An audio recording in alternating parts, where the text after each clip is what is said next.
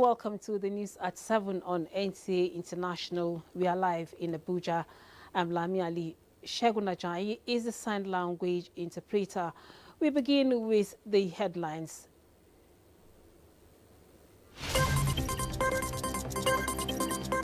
Ghana shuts down its embassy in Washington, D.C. after a major corruption scandal involving visa and unauthorized payments.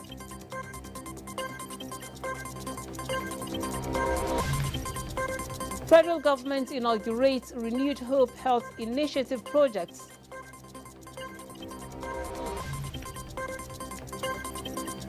Plus, Speaker, House of Representatives withdraws compulsory voting bill, citing citizens' views.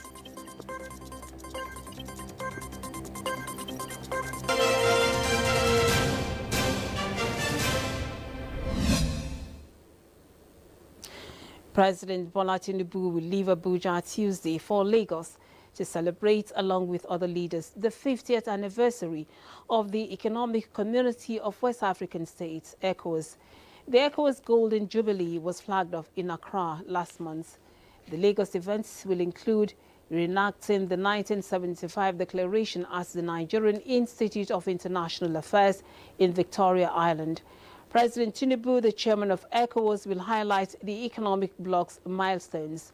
The chairman of the NIIA and former Minister of External Affairs, Professor Bolaji Akinyemi, will review the bloc's 50-year journey, which panelists as the NIIA will later analyze. The only surviving head of state who signed the ECOWAS declaration, General Yakubu Gowon, retired, will participate in all the ceremonies and deliver a speech at the ECO hotels. Dr. Omar Touare, president of the ECOWAS Commission, will deliver the welcome address. In a statement, the special advisor to the president on information and strategy, Bayo Ononuga, says, while in Lagos, President Tinubu will on Saturday, May 31st, commission some projects of the administration. Among them are Section 1 of the Lagos-Calabar Coastal Highway, Lekki Deep Sea Port Tax Credit Concrete Road, the flag-off of Section 2 of the Lagos-Calabar Coastal Highway, and the 7th Axle Road. The president will virtually commission Kanwar Denja Hadeja Section 2 Road and Yakase Zelli Road, and flag off the Kano Northern Bypass, Zaria Hongui Dabai Section 1, Dabai Kafur Malumfashi, and Malumfashi Daiyashe Gidan Mutan Section 3. President Tinubu will observe the Eid al-Kabir prayers at the State House, Dodon Barracks, before returning to Abuja.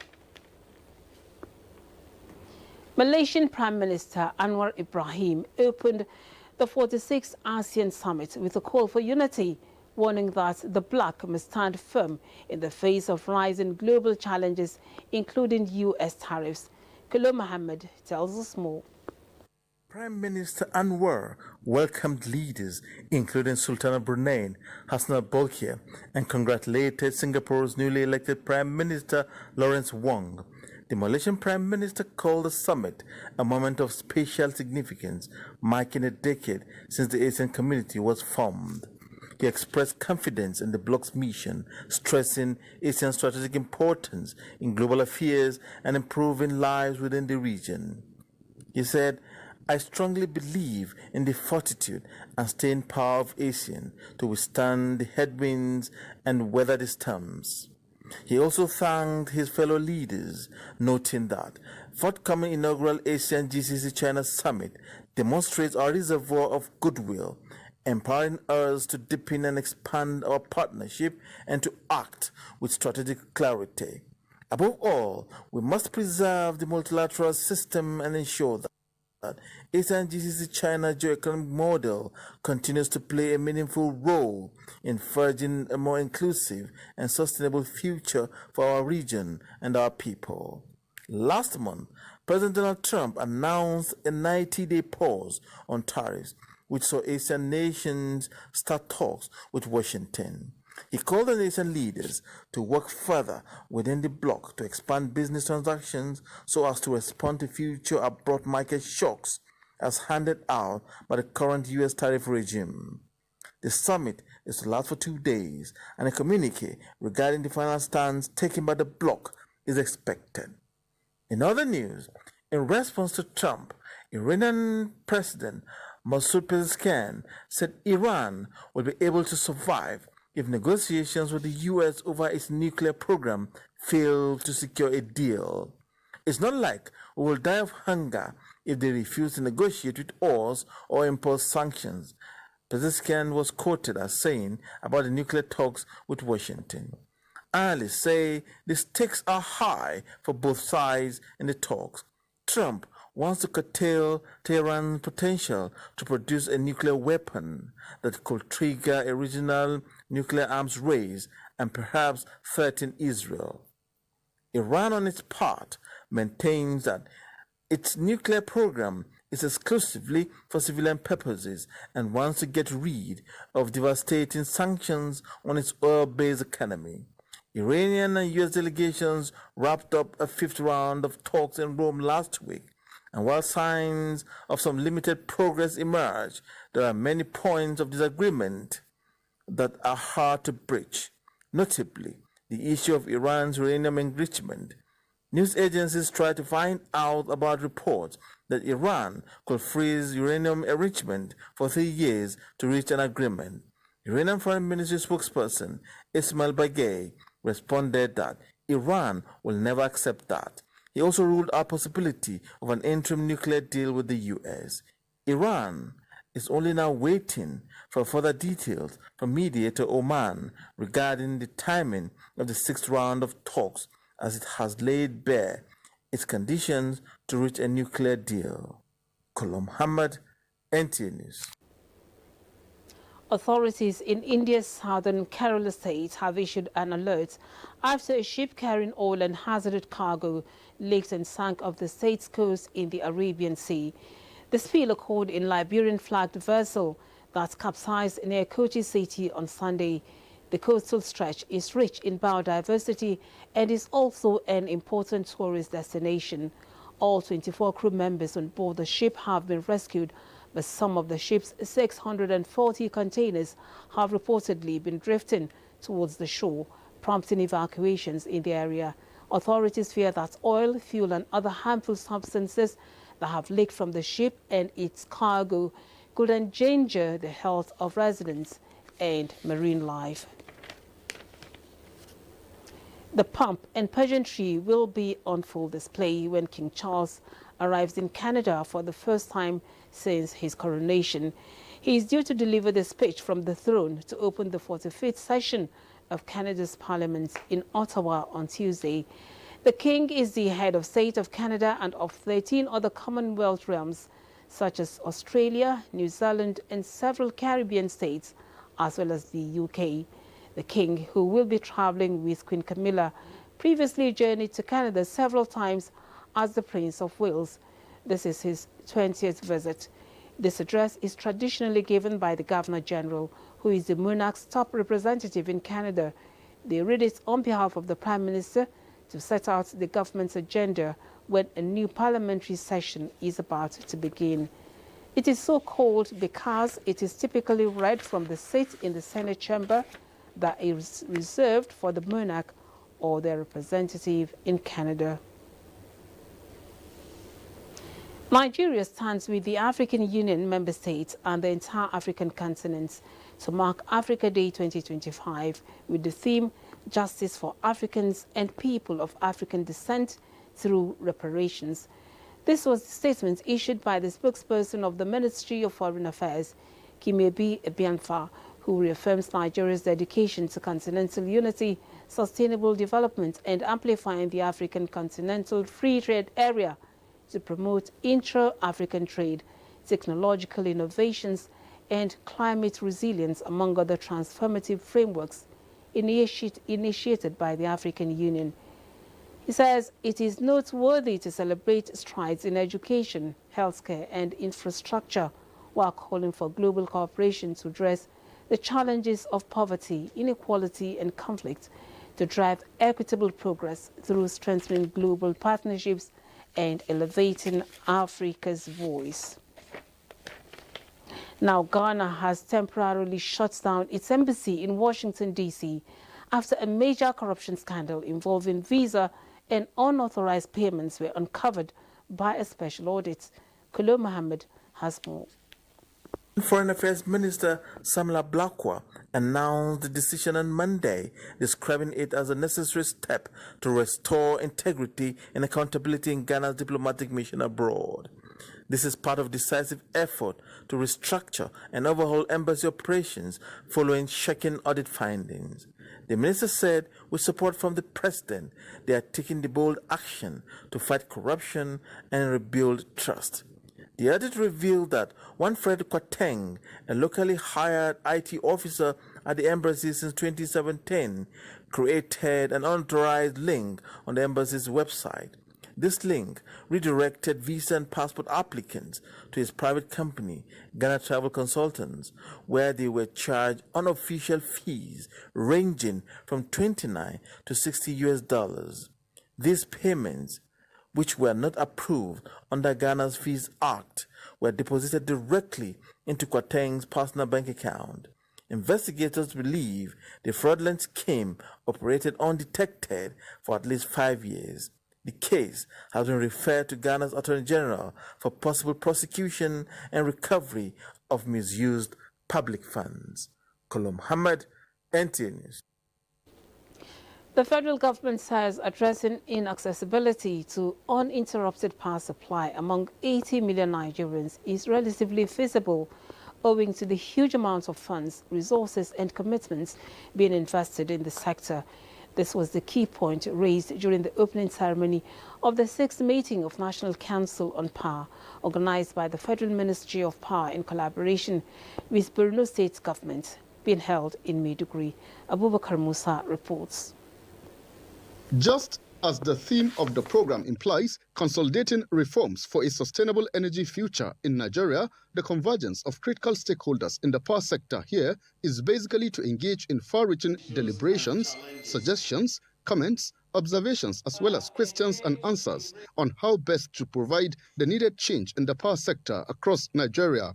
During different plenary sessions, Minister of Power Adebayo Adelabu, represented by his permanent secretary Mahmoud Mamman, expressed concern over the large proportion of Nigerians that are confronted with inaccessibility to uninterrupted power supply, describing the National Council on Power as a game changer in changing the narrative. At the end of this meeting, we'll come up with meaningful policies and strategies that Nigerians can get electricity.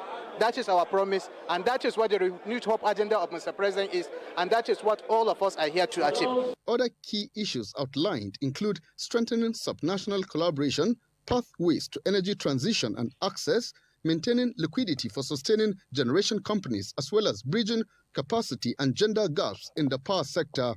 Others are safeguarding power infrastructure in high-risk areas, improving grid coordination and operational efficiency, as well as strengthening distribution companies' performance. The 6th meeting of the National Council on Power, which can best be described as a paradigm shift in the power sector in Nigeria, is expected to last for 4 days. In Maiduguri, Abubakar Musa, NTAi News.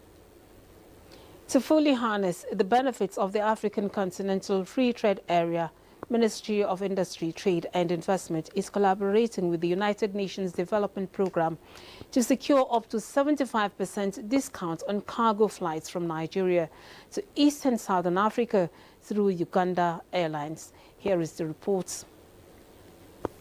Nigeria is intensifying efforts to position itself as a leading exporter within the continent. And to achieve this target, the Ministry of Industry, Trade and Investment has unveiled the East and Southern Africa Market Intelligence Tool, a digital platform designed to guide MSMEs towards viable markets. Earlier, the ministry had initiated the Nigeria East-Southern Africa Freight Corridor, easing logistics and reducing trade barriers for local businesses. We're telling businesses in Nigeria what is in demand in Southern Africa, 13 Southern and Eastern African countries. And we're telling them what the regulatory environment is, what you want, if it's your plantain chips, if it's your zobo, whatever it is, your textiles, your fashion, your wigs, we're telling them who wants what. and we're backing it up with a flat cargo rate that has reduced the cost from 50 to 75%. Of Nigeria, we launched her AFCFTA, which is basically how women can trade within the context of AFCFTA. And so we kind of encourage women to connect some more. Nigeria. At the moment, we cover 17 destinations through NTAi, and the reason why we came through here is to connect Nigeria through other destinations, through East Africa. These initiatives represent bold and deliberate steps towards enhancing Nigeria's manufacturing capacity and reinforcing its role in intra-African trade. Maria Adu-Zakari, NTAi News. You're watching news at 7 on NTAi International. Time to take a break. Do stay. You're welcome back. The Speaker of the House of Representatives, Abbas Tajuddin, has withdrawn the compulsory voting bill, which he co-sponsored with Representative Daniel Asama from Plateau State. The proposed legislation to amend the Electoral Act 2022 to make voting mandatory for all eligible Nigerians had passed second reading on the floor of the House, generating debate and public reactions. Speaker Tajuddin, in a statement, however, says the decision to withdraw the bill follows extensive consultations with a broad spectrum of stakeholders, as well as respect for individual freedoms and public sentiments. He notes that the bill was introduced with the best of intentions to promote civic engagement and higher voter turnout, but also acknowledges that lawmaking is ultimately about the people it serves and their rights. Rather than compel civic participation, the Speaker says he is committed to exploring innovative approaches to make voting more attractive and accessible to all Nigerians, as the withdrawal of the bill will allow for further dialogue. Nigeria's First Lady Oluremi Tinubu described 15-year-old Nigerian autistic artist Kanyachukwu Okeke as a gifted boy with a brilliant mind. This was when he visited her office after recently making history by painting and unveiling the world's largest art canvas. State House correspondent NTAi reports. An aura of triumph radiating on his face, Kanyachukwu Okeke made his way into the office of Nigeria's First Lady Oluremi Tinubu, accompanied by his parents. The young autistic artist made headlines after defying his condition to earn a place in the Guinness World Records by painting and unveiling the world's largest art canvas titled "Impossibility is a Myth." His meeting with the First Lady took off on a warm note as they shared a hug, a social gesture said to be rare for autistic children. I think he likes me already. I like him too. Applauding Kanyachukwu's accomplishment, the First Lady describes his success as not just a personal win, but a clarion call for more inclusion of children with special needs. Autism actually, and even mental health, happens in the lives of very brilliant children. So you just have to pay attention. And this would also send a message with other parents. Because in Nigeria, when it comes to mental health, we tend to take it otherwise. And you know, their interest is always single, and you have to just push with it. While showering the young artist with gifts, their First Lady equally praised the tenacity of his parents for paying the price to ensure that the boy lives his dream. And the money we gave is towards his education and whatever he wants to do, and you can put it into good use for him. Kanyachukwu was led to the First Lady's office by the Permanent Secretary, Ministry of Arts, Culture, Tourism and Creative Economy, Mukhtar Yawali Muhammad. The artwork was created to promote autism acceptance and support for individuals on the spectrum, with proceeds from the event going to the Ziba Foundation.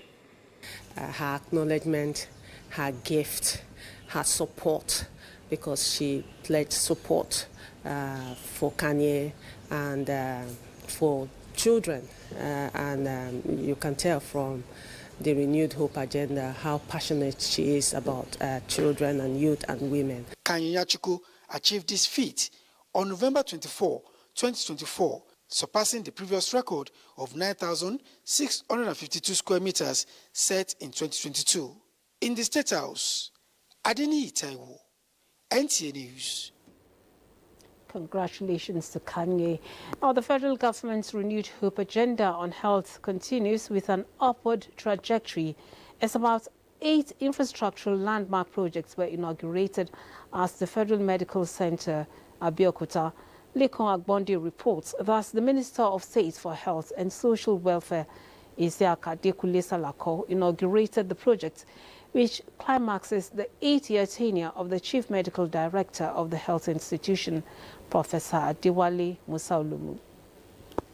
In the 8 years of the outgoing CMD of the Federal Medical Center, Abeokuta, infrastructure development remains part of the mainstay of the administration.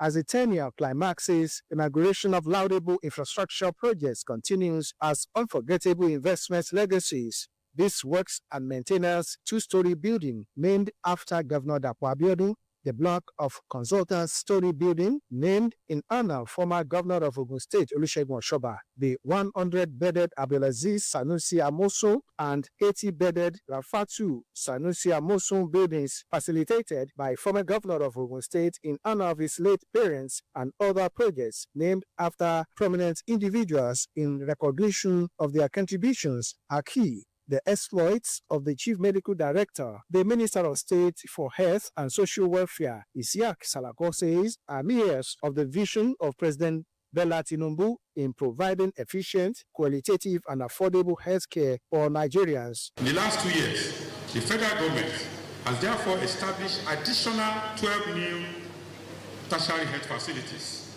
This is a strategic decision to match tertiary health facilities with the growing population of our country and provide an avenue of care for the growing burden of non-communicable diseases. I'm glad to announce donation of the Model College Onijogojogon to be used as a take-off infrastructure for this prestigious University of Health Sciences, Abeokuta. Professor Musa Olomu is happy and proud of his administration's achievements made possible by the support of government and stakeholders. During the COVID era, the federal government asked us to build 10-bedded ICU, but we saw that the money was enough to build a 20-bedded. So we have 20-bedded ICU in this hospital, well equipped. In Abeokuta, Lekon Agbondi, NTAi News.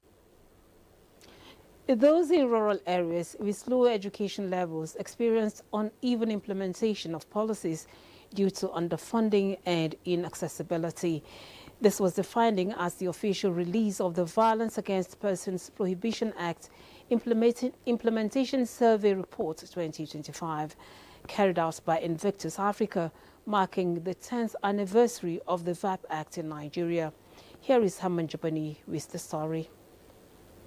Violence Against Persons Prohibition Act is said to be Nigeria's most comprehensive legislation addressing violence in both public and private life. It bridges critical gaps in key criminal laws in Nigeria by prohibiting violence against persons, ensuring effective protection and remedies for survivors, and prescribing penalties for perpetrators. To assess the effective implementation of the VAP Act, Invictus Africa conducted a nationwide survey involving 11,612 respondents alongside key informal interviews with relevant government actors. The assessment was structured around 4 key themes: public awareness, enforcement system, support services, and coordinating mechanism, as it aimed to present critical insight and analysis, highlighting implementation gaps and offer actionable recommendations to strengthen implementation.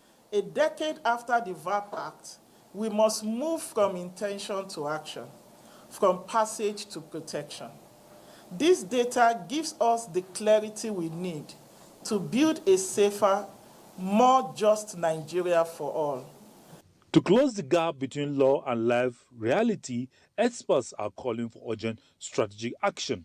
And for us in NAPTIP, the DG ensures that public enlightenment is always at the forefront. Beyond just a law, it's beyond just protecting people's integrity and dignity. So if we take it from that premise, we'll be more committed to this. The finding shows that as of March 2025, 32 states have signed and gazetted the act, with 4 states, Borno, Jigawa, Katsina, and Kogi, signing into law but yet to gazette it, while Kano is yet to pass it. Hamad Jabani, NTAi News.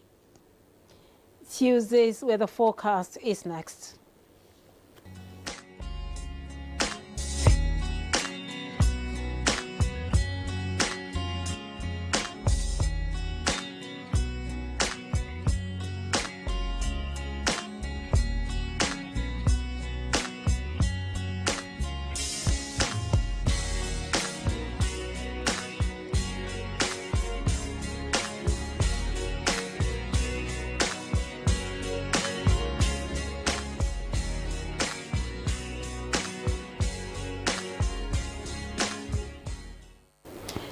And that does it on the news at this time. Shegun Ajayi was the sign language interpreter, and I am Lami Ali. Do have a good evening.